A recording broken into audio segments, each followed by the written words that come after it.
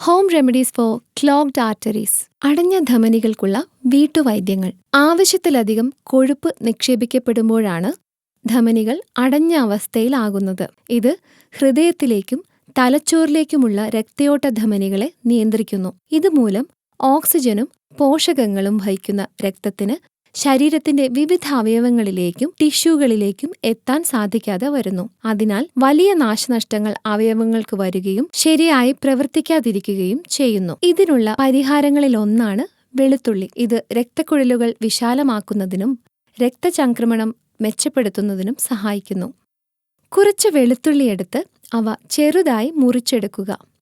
ഒരു ബൗളിലേക്ക് ഇത് മാറ്റിയ ശേഷം തിളപ്പിച്ചു വെച്ചിരിക്കുന്ന പാലിലേക്ക് ചേർക്കുക. നന്നായി ഇളക്കുക.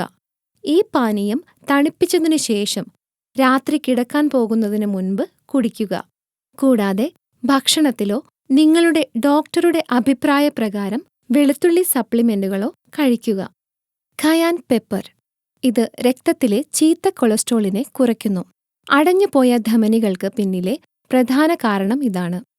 ഇത് രക്തചംക്രമണം മെച്ചപ്പെടുത്തുകയും ഒപ്പം ഹൃദയാഘാതത്തെ തടയുകയും ചെയ്യുന്നു. ഒരു ഗ്ലാസ് ചൂടുവെള്ളത്തിലേക്ക് കുറച്ച് കയൻ പെപ്പർ എടുത്ത് നന്നായി ഇളക്കുക. കുറച്ച് ആഴ്ചത്തേക്ക് ഇത് ദിവസവും 2 തവണ കുടിക്കുക. കയൻ സപ്ലിമെന്റ്സ് ഡോക്ടറുടെ നിർദ്ദേശപ്രകാരം എടുക്കാവുന്നതാണ്. നാരങ്ങ. നാരങ്ങയിൽ വൈറ്റമിൻ സി ധാരാളം അടങ്ങിയിട്ടുണ്ട്. രക്തസമ്മർദ്ദം മെച്ചപ്പെടുത്തുന്നതിനും ധമനികളുടെ വീക്കം കുറയ്ക്കുന്നതിനും സഹായിക്കുന്ന ശക്തമായ ആന്റി ഓക്സിഡന്റ് ഇതിലുണ്ട്.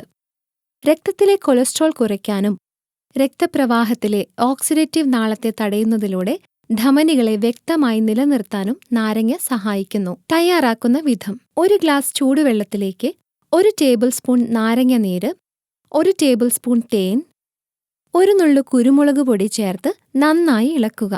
ക്ലോഗ്ഡ് ആർട്ടറീസിന് ഏറ്റവും നല്ല പ്രതിവിധികളിലൊന്നാണിത്. ഫെന്യുഗ്രീക്ക് സീഡ്സ്, ഉലുവ.